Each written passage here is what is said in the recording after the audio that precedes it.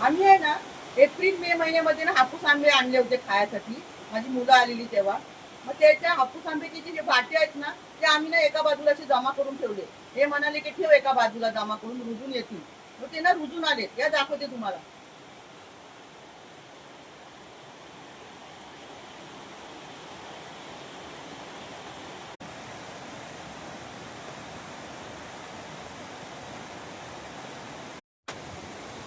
हे बघा. आता ना मी यातला एक आंब्याचा रोप आहे ना काढते. हे बघा किती सारे रुजून आलेत बघा.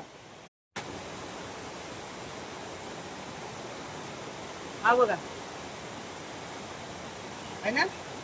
हे आता याचा बाटा राहिला. बाटा असा उघडा होतो ना, तो राहिला जमिनीमध्ये. पण हे मुलासकट आलं. हे बघा.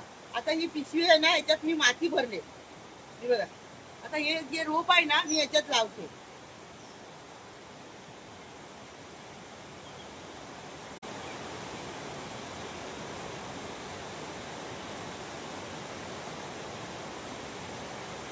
हे बघा.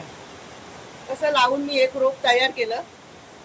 आता मी याला ना आता लावणार नाही, पुढच्या वर्षी लावेन. तोपर्यंत याला पाणी घालून घेऊन चांगलं मोठं करेल.